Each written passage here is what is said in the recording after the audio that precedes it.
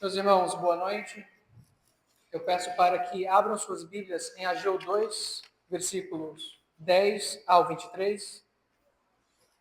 Sei que Ageu é um livro que às vezes é pequenininho, fácil de perder, mas se você abrir em Mateus e voltar um livro a Malaquias, volta um a Zacarias, volta outro a Ageu. Então, ele vai ser fácil de encontrar. Um livro que é com apenas 2 capítulos. E nós vamos ler do versículo 10 ao 23. Foi o último dia em que Ageu profetizou. Ageu 2, 10 a 23. Antepenúltimo livro do Antigo Testamento. Todos encontraram? Ageu 2, versículos 10 a 23. Eu vou ler a palavra do Senhor. Mesmo assentados, por favor, acompanhem silenciosamente. Ao 24º dia do mês nono, no segundo ano de Dario, veio a palavra do Senhor por intermédio do profeta Ageu, dizendo: Assim diz o Senhor dos Exércitos. Pergunta agora ao sacerdote a respeito da lei. Se alguém leva carne santa na orla de sua veste, e ela vier a tocar no pão, ou no cozinhado, ou no vinho, ou no azeite, ou em qualquer outro mantimento, ficará isso santificado? Responderam os sacerdotes: não. Então perguntou a Ageu: e se alguém que se tinha tornado impuro pelo contato com o corpo morto tocar em alguma destas coisas, ficará ela imunda? Responderam os sacerdotes: ficará imunda. Então prosseguiu Ageu: assim é este povo, e assim esta nação perante mim, diz o Senhor. Assim é toda a obra das suas mãos, é o que ali oferecem. Tudo é imundo. Agora, pois, considerai tudo o que está acontecendo desde aquele dia. Antes de pôrdes pedra sobre pedra no templo do Senhor. Antes daquele tempo, alguém vinha a um monte de 20 medidas e havia somente 10. Vinha ao lagar para atirar 50 e havia somente 20. Eu vos feri com queimaduras e com ferrugem e com saraiva em toda a obra das vossas mãos. E não houve entre vós quem voltasse para mim, diz o Senhor. Considerai, eu vos rogo, desde este dia em diante, desde o 24º dia do mês nono, desde o dia em que se fundou o templo do Senhor, considerai nestas coisas. Já não há semente no celeiro. Além disso, a videira, a figueira, a romeira e a oliveira não têm dado seus frutos. Mas, desde este dia, eu vos abençoarei. Veio a palavra do Senhor segunda vez a Ageu, ao 24º dia do mês, dizendo: Fala a Zorobabel, o governador de Judá: farei abalar o céu e a terra, derribarei o trono dos reinos e destruirei a força dos reinos das nações. Destruirei o carro e os que andam nele, os cavalos e os seus cavaleiros cairão, um pela espada do outro. Naquele dia, diz o Senhor dos Exércitos, tomar-te-ei a Zorobabel, filho de Salatiel, servo meu, diz o Senhor, e te farei como um anel de selar, porque te escolhi, diz o Senhor dos Exércitos. Palavra do Senhor. Oremos mais uma vez. Senhor Pai amado, a tua palavra foi lida e está aberta diante de nós. Assim como nossas vidas estão abertas diante de ti. Nós nos chegamos a ti buscando uma palavra de direção. Nós suplicamos que sejas propício a essa nossa busca. E confie-nos com a palavra de direção. Em nome de Jesus oramos, amém. Meus irmãos, no primeiro domingo do ano, eu preguei a primeira vez que Ageu profetizou. E foi Ageu 1. Um domingo no mês passado, cobrindo aqui para o reverendo Levi, eu preguei a segunda vez que Ageu profetizou, que foi Ageu 2, 1 a 9. E hoje é a última vez que Ageu profetiza. 2 vezes no mesmo dia é a última vez. Ele foi um profeta de um semestre só. O interessante do livro de Ageu é que nós conseguimos datar com precisão essas profecias dele. Naquela primeira profecia dele foi ele chamando o povo ao trabalho. O que acontece quando a comunidade se empenha? A segunda profecia dele foi um encorajamento sobre a providência de Deus. E aqui ele vai terminar falando sobre algo que é muito caro e fiel a todo ser humano que já andou sobre a face da terra, que é a questão da fidelidade. Em quem que nós podemos confiar? Isso aqui é uma pergunta séria. Você não pode contar seus problemas para qualquer pessoa no trabalho, não é verdade? Você não sabe se você pode confiar na pessoa. Não sabe se pode confiar no vizinho. Muitas vezes, você não pode confiar em alguém da sua própria casa. Você não esperaria que alguém fosse fazer tal coisa e vai e faz. A questão da fidelidade, de poder confiar, é algo muito sensível. E às vezes, quando nós colocamos as fichas erradas numa pessoa, é muito difícil conseguir voltar a confiar, não é? O nosso Deus não é assim. O nosso Deus mostra que Ele é alguém em quem se pode confiar, porque Ele foi fiel no passado, Ele é fiel no presente e será assim no futuro. Quando você pega essas duas profecias de Ageu, esses dois sermões que Ele dá, você tem um Deus que se mostra fiel no passado, então tem um relembrar histórico, um fiel no presente, mesmo no meio do problema que se encontra, e um Deus que vai continuar sendo fiel no futuro. E nesse Deus você pode confiar de um modo que você não pode confiar em qualquer outra pessoa. Vamos ao texto, então. Primeiramente, eu lhes lembro que nós conseguimos datar com precisão essas profecias, porque você pegar aqui em Ageu 1, segundo ano do rei Dario, sexto mês, primeiro dia do mês. Então você consegue pegar pelas as escavações arqueológicas dos tabletes do Antigo Oriente e tudo mais, você consegue fazer a lista de reis, cruzar, fazer a análise de quando tal cidade foi destruída, de quando tal coisa aconteceu, e montar uma linha do tempo.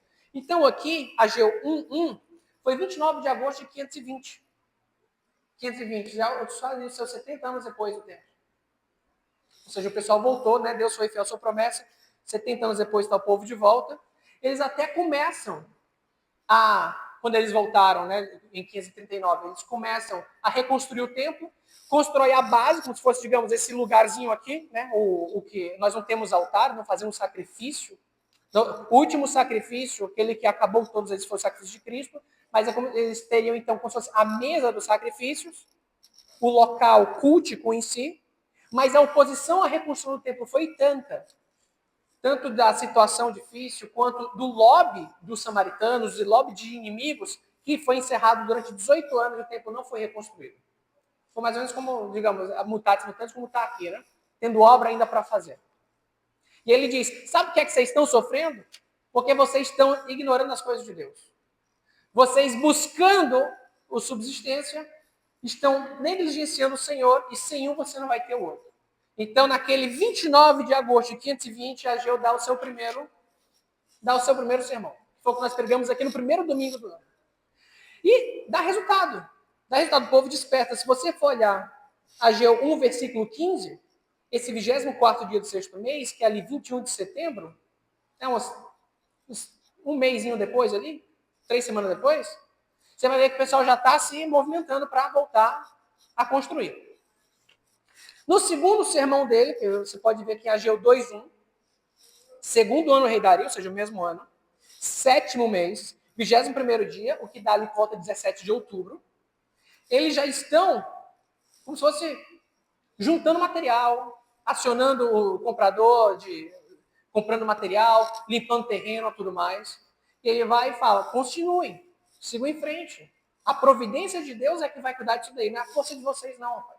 Não foi a força de vocês que os fez voltar como povo de volta para cá, foi o poder de Deus, foi o cuidado dele, a providência dele. E ele fala, minha prata, meu ouro, continuem. Coragem. E aí, chega 18 de dezembro de 520, algumas coisas já aconteceram. Zacarias, por exemplo, já começou a profetizar. O ministério de Ageu é pequenininho, 6 meses. Ele passa 6 meses lá e não sabemos se ele recebeu a palavra do Senhor antes ou depois. A Bíblia só registra esses 6 meses. Mas se for ver, Zacarias já profetizou ele final de outubro, início de novembro. Já tem mais gente levando essa mensagem de vamos lá, vamos trabalhar. E agora parece o seguinte, o terreno foi limpo, 18 anos ele parado, só mesmo aquele centro lá com o altar, 18 anos parado, já preparamos tudo, limpou, aplainou, juntamos as pedras, os tijolos, o material que fosse, mas antes de colocar pedra sobre pedra, precisa ser revisitado os compromissos do coração. E aí Ageu vai e fala. Neste dia, neste 18 de dezembro, última vez que ele está falando, ele vai e diz, ó, gente, seguinte, assim diz o Senhor dos Exércitos. Ele está mandando pergunta, sacerdotes, vem cá. Se alguém levar a carne santa, ou seja, o sacrifício acabou de ser imolado, foi queimado. Se eu pego aquela carne santa lá, que é a comida dos sacerdotes, e tocar, eu com essa carne, eu tocar no pão, no vinho, qualquer outras coisas, aquela carne santa santificou as demais coisas? Tornou-as próprias para o culto? Não, não vai pegar a carne santa e tocar nas coisas e santificar. Imagina, vocês lembram que no Antigo Testamento, lá na Torá, no Pentateuco, tem, por exemplo, se alguém tem lepra, né, tem que ir para fora. Se eu pegasse a carne santa, tocasse no cara, ele está curado da lepra, ele está novamente puro? Não. Tinha todo o procedimento ainda, né? Tinha 7 dias para observar, depois voltava outra vez. Então a carne santa não consegue santificar nada. Aí, tá bom. E aí outra pergunta, versículo 13. Mas e se alguém que tivesse ficado impuro? Eu sepultei, eu toquei no morto, né? Eu estou cerimonialmente impuro, eu preciso fazer, ou então se quando a mulher tem um bebê, né, ou está menstruada, ela está cerimonialmente impura, precisa passar um dia, ter um ritual de purificação. Se essa pessoa que tocou o morto, por exemplo, tocar nas coisas santas, fica impura? Sim, fica. Sabe o que é que isso está nos mostrando? Que a impureza, ela é contagiosa. Ela é contagiosa. Em Efésios 2, que, a meu ver, é a exposição mais clara do Evangelho, né? Você começa, vocês estavam mortos, delitos e pecados e tal, aí termina falando que a salvação é pela graça mediante a fé. Veja que interessante como que Paulo começa. Vocês estavam mortos, está no versículo 1, 2 e 3, fazendo isso, aquilo, outro, andando segundo o caminho das potestades do ar, o espírito desse século. Aí no versículo 4 ele vai falar, mas nós que andávamos assim, ele agora já vai para a primeira pessoa. O pecado, ele nunca fica em isolamento. Você não consegue contê-lo. Vamos fazer aqui um quarentena de pecado. Você não consegue. O pecado, ele é contagioso. A infidelidade, ela é contagiosa. Quando acontece um pecado, uma desgraça na comunidade, todo mundo sofre. Todo mundo. Um jovem nosso que se desvia, todo mundo sofre. Um casamento se desfaz, todo mundo sofre. Um líder que sucumbe, cai por causa de dinheiro ou de adultério, quer dizer, todo mundo sofre. A impureza, ela é contagiosa. Ela é contagiosa. Ela é algo que afeta a comunidade inteira e põe tudo a perder. Aí Ageu vai, no versículo 14, ele nos diz: assim é este povo, e assim é esta nação perante mim, diz o Senhor. Assim é toda obra das suas mãos, o que ali se oferece. Tudo é imundo. Opa! Tem algumas coisas aqui que esse primeiro bloco nos ensina. O povo foi chamado aqui de nação. Nação é aquele termo hebraico que é o goi, que é como se refere aos povos que não têm uma aliança com Deus. Se eu chamo ao povo, não de povo, mas de nação, goi, eu estou dizendo, vocês estão agindo como os demais pagãos. O argumento de Isaías 1 é isso. Eu estou vomitando com esse culto de vocês. Não é sincero. Não é sincero. E Isaías 1, versículo 4 diz, vocês são como nações, goi, que oferecem coisa e eu estou quase vomitando com esse culto nojento. Por isso que Isaías, no Isaías 6, quando relata o chamado dele, ele morre de medo, né? A Deus vai aparecer, vixe, sou um homem de lábios impuros no meio de um povo impuro. E agora? Por que é que Deus não consumiu o seu povo? No seu zelo santo estaria justificado em fazê-lo. Por que ele não fez isso? É porque o povo era muito merecedor? Você olha o seu passado, a sua vida, as coisas que você já fez, por que é que Deus não abandonou a própria sorte? É porque você é muito merecedor, você é muito melhor que os outros? Não é. É porque Deus, ele foi fiel no passado. Deus foi fiel no passado. Se você chegou até aqui, saiba que você pode até ter chegado andando, mas foi carregado por ele. Você chegou aqui tropicando, se arrastando, que a gente sabe foi carregado por ele. Foi porque ele permitiu lhe chegar. O Deus que levou o povo para o exílio para purificá-lo e o Deus que trouxe de volta foi o mesmo Deus que fez isso porque ele é fiel à sua palavra, à sua aliança. Ele foi fiel no passado e é por isso que eles tinham a força, de se voltar para ele e dizer, Senhor, por favor, não me consuma, porque a sua misericórdia é muito grande. O Senhor é fiel. E não pelos meus méritos, mas pelos seus méritos, o Senhor consegue me fazer algo diferente do que eu sou hoje. É isso que a Ageu está dizendo. A Ageu quer um compromisso. Olha, a gente vai agora voltar a construir. Vai voltar a construir, mas saibam que esse esforço todo gigantesco não é porque aqui tem povo muito merecedor. Muito pelo contrário. Muitos povos foram exilados pelos conquistadores. Onde estava Israel Norte a essa altura? Em 722, quando a Síria a Assíria invadiu o reino de Israel norte, as 10 tribos, mandou a maior parte para dispersão e eles sumiram, assim como eles fizeram extradição de vários povos de suas terras, e assim sumiram.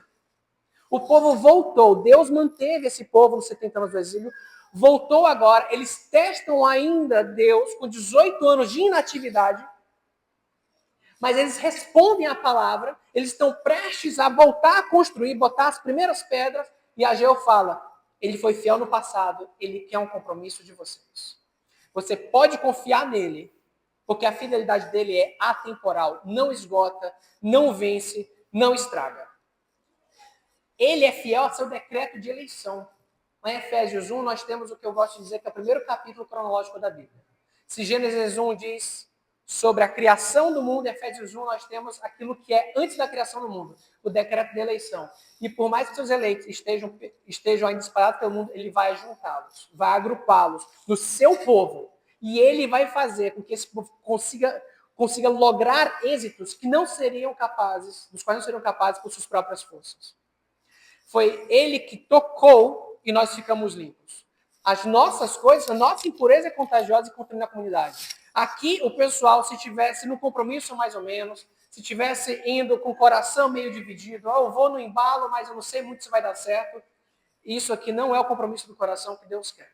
Assim como Deus foi fiel, ele quer que essa fidelidade seja respondida em amor na comunidade. Isso me faz pensar lá em Lucas 8, quando Jesus Cristo é tocado pela mulher com fluxo de sangue. Normalmente, quando você está com uma impureza dessa, né? Tocou morto, está com fluxo de sangue, e toca alguém, você impurificou o outro, né? Você contaminou o outro. Quando Jesus Cristo é tocado pela impureza, ele não é afetado. É a virtude dele que purifica e cura a mulher. Essa comunidade aqui de Monte Castelo, neste lugar, tem desafios mais imediatos. Tem de reconstruir o prédio, temos de voltar a encher esses bancos, após algumas coisas que passaram aqui. Saibam que a nossa impureza ela pode ser contagiosa, mas se nós corremos a Cristo, com compromisso fiel, ele nos purifica de tudo isso. O coração completamente voltado para ele, não para nossas próprias agendas. E só assim o trabalho de colocar pedra sobre pedra vai ser bendito. Você pode falar, eu não tenho nada para entregar para ele. Eu só tenho a mim mesmo, só tenho o meu coração. Pois você está com sorte, porque isso é a única coisa que ele quer.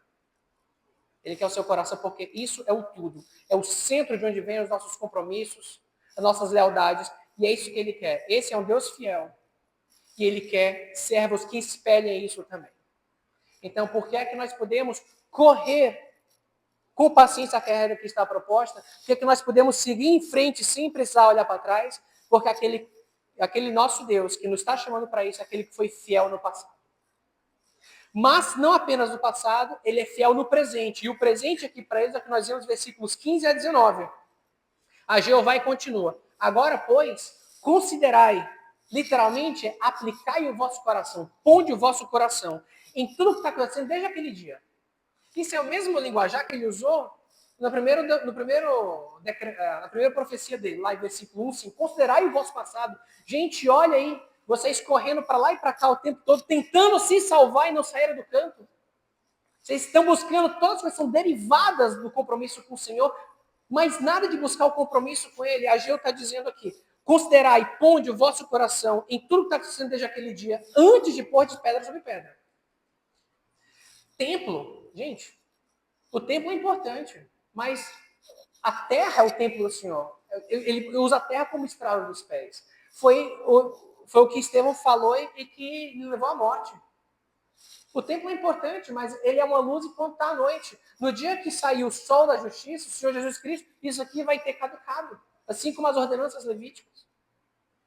O templo é importante, mas o mais importante do que isso, mais importante que o sacrifício é aquela disposição interna do coração. Então aqui, antes de pôr de pedra sobre pedra no templo do Senhor, considerem o vosso coração. E ele vai e diz, antes daquele tempo, alguém vinha a um monte, o monte aqui é como se fosse um celeiro de grãos, né? Você está com um monte de grãos, imagina aqueles silos do negócio, né? Você vinha a um monte com 20 medidas, uma certa quantidade lá de peso, e havia somente 10. Vocês não estavam dedicando botando recursos para reconstruir o local de adoração. Ah, não tem dinheiro, a gente tem que cuidar da nossa vida. Pois, e não ajudou, porque vocês vão buscar e tinha metade do que esperavam. Aí fala, vinha ao lagar pegar o vinho para tirar 50 medidas, havia somente 20. Um dia desses eu vi, eu acho que foi o reverendo Ageu fazendo uma piada com o pessoal dizendo que, você passou tanto tempo ofertando para a igreja, para missões, essas coisas, dizimando, com esse dinheiro todo você poderia ter comprado assim, um grande carro. Tá bom, e você que nunca deu nada disso, onde está seu carro? Não tem para dar. Ou seja, o recurso aqui, que eles estavam dizendo que não tem o recurso, nós não podemos a condição de reconstruir o templo, porque nós precisamos sobreviver. Pois bem, se sobreviver, e cadê o recurso que vocês disseram para aplicar? Rendeu alguma coisa? Não.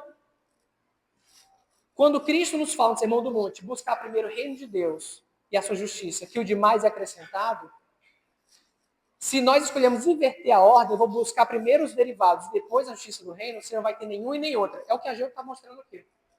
Aí ele fala, numa linguagem que se relembra até as pragas do Egito. Eu vos feri com queimaduras. Queimadura aqui não é queimadura de pele, são aquelas a queimadura na colheita, é praga que dá na colheita do trigo. Eu vos feri queimaduras com ferrugem, que é a seca, o que acontece com os campos de cevada, de trigo naquela região, quando tem uma seca muito grande, fica uma ferrugem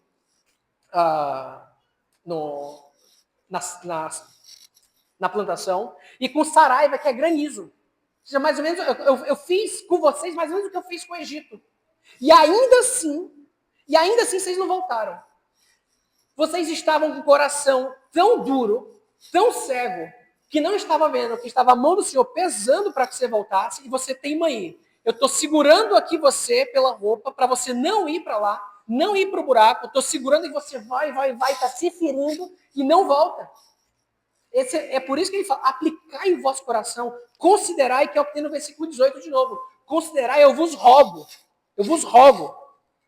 desde este dia em diante, desde agora, o 24º dia do mês nono, desde esse 18 de dezembro de 520 a.C., desde o dia que se fundou o templo do Senhor, ou seja, estamos jogando aqui a pedra angular lá para reconstruir o restante das coisas. Considerai nestas coisas. Agora, não está com semente no celeiro. Vocês já tinham falado, já tinham zerado. Não tem semente no celeiro, não tem videira, não tem figueira, não tem um fruto da videira, da figueira, da romeira, oliveira, mas desde este dia eu vos abençoarei. Muita gente vai usar isso daqui para justificar a teologia da prosperidade. E está longe de ser. Está longe de ser. Porque voltar a obedecer ao Senhor custou-lhes tudo. É como a viúva de Sarepta, que não tinha o que comer nem para ela nem para o filho, foi e deu para Elias aquilo que, olha, só tem isso daí, come e depois a gente morre. Não é a entrega pensando em receber, ela sabia que eu vou entregar e depois a gente morre. Dizer o quê? Eu vou entregar para o Senhor. Ele está dizendo, eu não fui fiel no passado, eu sou fiel no presente também.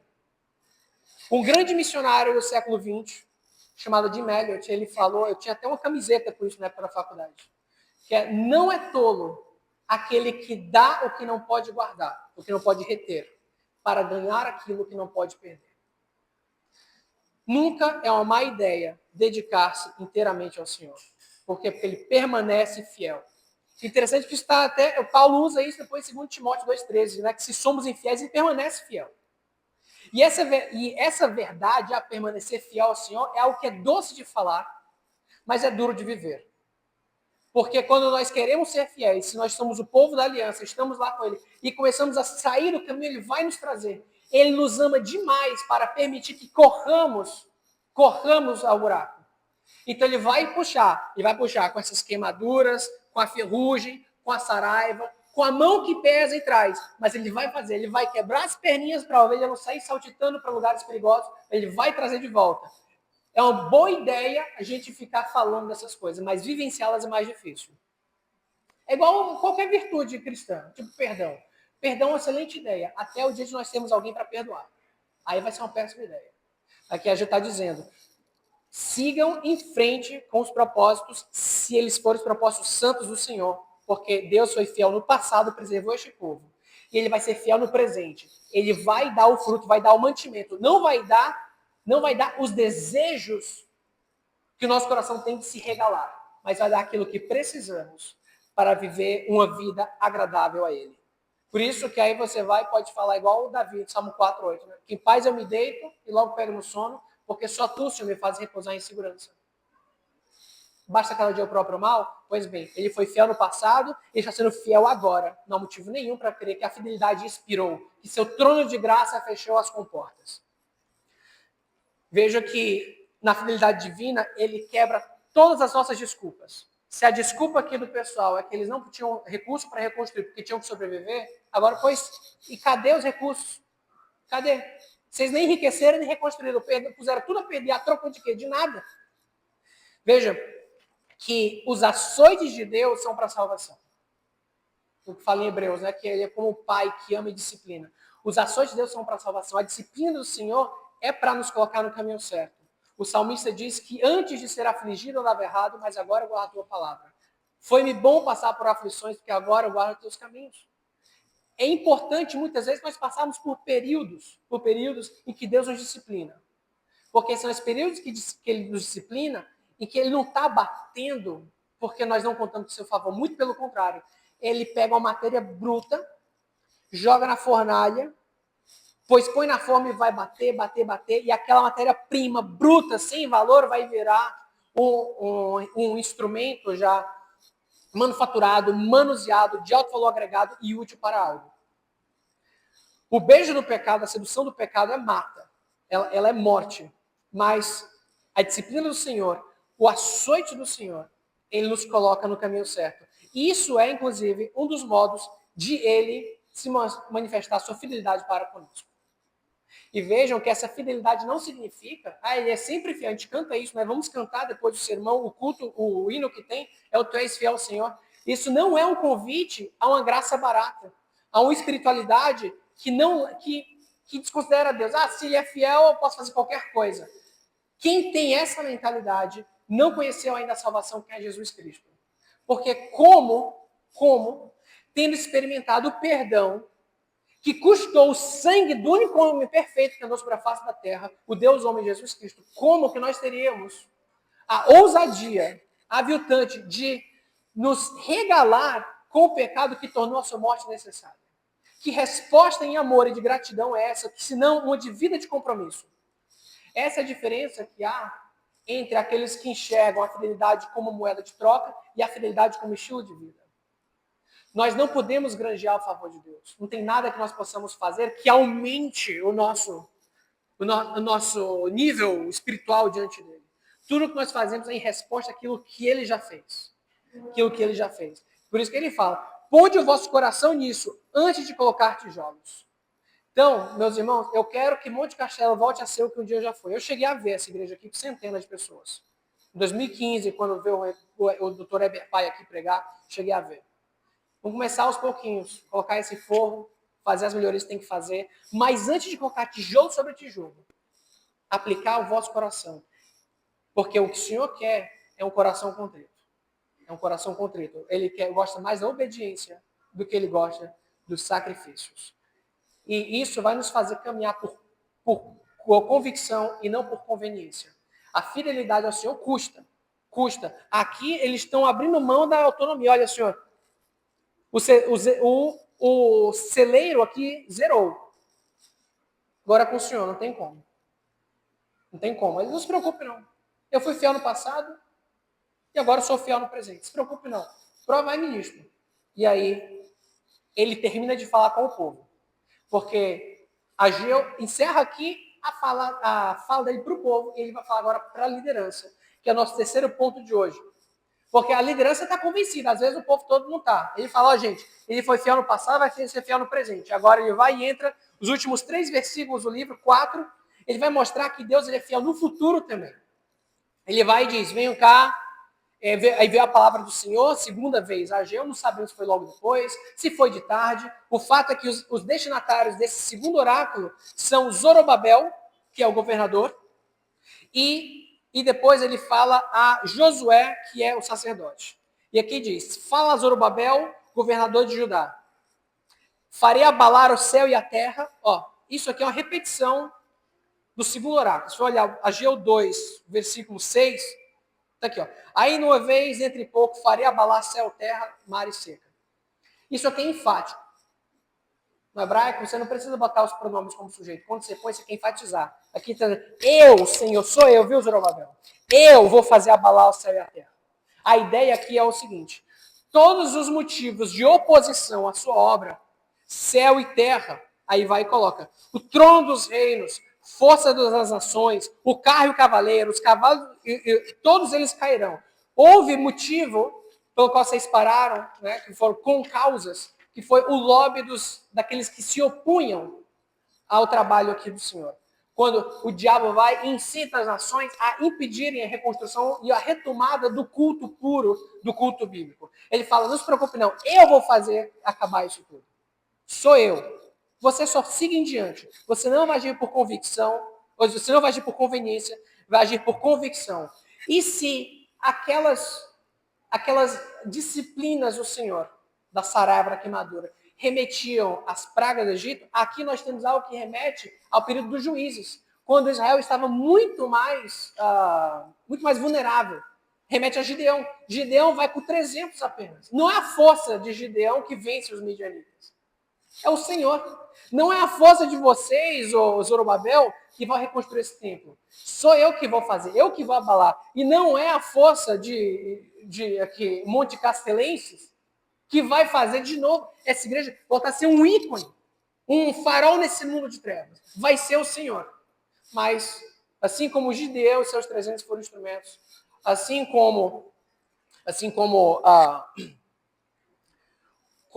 o Senhor usou as suas práticas como instrumentos no Egito, assim também aqui ele vai usar os membros desta igreja como instrumentos para a sua obra. Ele foi fiel no passado, é fiel no presente e vai continuar sendo fiel no futuro. Interessante também que isso daqui é um golpe no ego humano. Tem gente que só gosta de fazer as coisas para aparecer, né? Tem gente que bota versículo da Bíblia e bota sua logomarca. Eu já vi pastor fazendo isso. Ridículo. Ridículo. Bota sua logomarca, sua assinatura. Ridículo. É um versículo da Bíblia. Ridículo. Quer aparecer. Zorobabel, gente, aqui, depois ele some. Ele some. Ele cumpre o papel dele. Foi um grande homem. Está na genealogia de Jesus Cristo, lá em Mateus 1. Foi um grande homem. Ele começou a reconstrução. E aqui ele vai e fala, né, até que eu tomar-te-ei, Zorobabel, eu vou te farei como anel de selar, porque te escolhi de Senhor dos Exércitos. E ele vai e cumpre o papel dele e some. E some. A gente só ouve falar dele de novo depois lá em Mateus 1. Não é para a glória própria que nós fazemos quaisquer coisas. Não, é para a glória do Senhor. Convém que ele cresça e eu diminua. Se você quer fazer para aparecer, sua recompensa você já recebeu. Você quer estar aqui na frente para poder ser invejado, admirado pelos homens, sua recompensa você já recebeu. O bom é fazer as coisas calado. Uma das coisas que mais falo dos meus filhos, você cala a boca e cumpre o seu dever. As orações lá em casa à noite é que o Senhor nos capacite amanhã para cumprir o nosso dever. Nós vivemos uma vida pautada pelo dever, o cumprimento, pelo prazer de obedecer ao Senhor, pelo privilégio de obedecer ao Senhor. Uma das frases que mais impactaram a questão da chamada para o ministério foi um homem chamado, inclusive, Nicolau, o nome do meu filho, Nicolau von Zinzendorf. Ele era um pastor morável. E ele dizia, você nasce, prega o evangelho, morre e é esquecido. E os vermes vão carcomer suas ossadas e você vai ressuscitar lá depois no juízo final. Você faz o que tem que fazer pelo Senhor, não para a sua própria glória. Está aqui Zorobabel, homem lembrado pelo Senhor, lembrado na genealogia de nosso Senhor Jesus Cristo. E há quanto tempo vocês não pensavam em Zorobabel? A gente pensa em Davi, né? Lembra Davi, Isaías? Há quanto tempo vocês não pensavam em Zorobabel? Talvez vocês nunca tenham nem ouvido falar dele. Talvez hoje seja o primeiro dia. Um menino desse, nascido no exílio, você pode ver pelo nome que ele tem um nome estrangeiro. É como um brasileiro que nasce, digamos, nos Estados Unidos e tem um nome inglês. Qual é o nome do menino? O nome é John, não é João. Zorobabel, o nome dele é o nome babilônico. Nascido no exílio, não tinha que ter voltado, voltou e está ali fazendo a obra. 515, o templo é reinaugurado, ele some da história, cumpriu o papel dele, morreu, sei lá quando, mas uma hora morreu, e está lá no céu aguardando se encontrar com os restantes servos que chamam o nome do Senhor para a salvação. Porque ele permanece fiel no futuro. Então, meus irmãos, esse Deus que foi fiel no passado, que é fiel no presente, permanece fiel no futuro, eu quero que vocês lembrem disso quando vocês estiverem pensando em desanimar da caminhada. Quando for muito difícil perseverar por convicção, porque tudo está em contra a agir pelo que é certo. Eles suplicam que vocês não desanimem, que vocês continuem andando, não por vista, mas por fé. Sabe por quê? Porque Ele nos dá as forças para perseverar. E Deus capacita o remanescente a fazer coisas que aos olhos humanos são impossíveis. E essa é a minha oração para esta igreja. Que aqui realmente a arrecadação é alta, não é baixa. E tem muita coisa para fazer para além das nossas capacidades. Os celeiros estão vazios. Deus não se desanima com isso daí. A nossa situação não é algo que frustra os planos de Deus. Pelo contrário, é quando nós quebramos todos os nossos ídolos, todos os nossos recursos paralelos que nós temos. Dizendo, olha, isso realmente, eu tentei de tudo, não tem, só tenho você, já é. Pois agora você quer ver como que acontece? Pois pronto, compromisso completo. Antes de colocar pedra sobre pedra, aplicar isso ao vosso coração, considerar, eu vos rogo. Ele vai e fala, e vejam se não acontece aquilo que antes era impensável. E é assim que termina aqui a exposição de Ageu. Começou lá no primeiro domingo do ano. O que acontece quando a comunidade se empenha? Quando a comunidade se empenha, os olhos dela são abertos à providência do Senhor. E ela responde em gratidão, vivendo uma vida de fidelidade. E aí você vai ver que aquilo parecia impossível. Deus mostra que é possível, sim, acontecer. A obra é dele e não é nossa. Eu suplico que... É interessante como ele fala aqui no 18, né? Eu vos rogo, desde este dia daqui em diante, né? Eu rogo aqui para vocês. Desde este dia, hoje é 29, né? Desde este 29 de março, se você estava andando, capingando, firme os pés. Peça a ele, e grite igual aquele pai do menino endemoniado. Eu creio, ajuda-me na minha falta de fé. Ajuda-me na minha falta de fé. Firma os meus passos. Mesmo que eu chegue lá todo doído, com o joelho todo acabado, com as unhas todas encravadas, o Senhor me carrega para eu caminhar até lá. Não há nada nesta vida, nada que você possa fazer que tenha um valor melhor, maior, por consequência mais profunda para esta vida e para a próxima, para aqueles que lhe rodeiam, do que você reafirmar o seu compromisso com o Senhor. Que o Senhor, hoje à noite, possa tocar o coração de vocês. Aqui, antes que vocês coloquem pedra sobre pedra, em quaisquer que sejam os vossos projetos, que o coração de vocês seja aplicado a Ele inteiramente. Porque Ele é o Deus que foi fiel no passado, é fiel no presente e continuará a ser fiel no futuro. Porque a sua fidelidade, ela é atemporal. Que Deus nos capacite, em nome do Pai, do Filho e do Espírito Santo. Amém. Eu peço agora a todos que podem, que se ponham de pé, para que respondam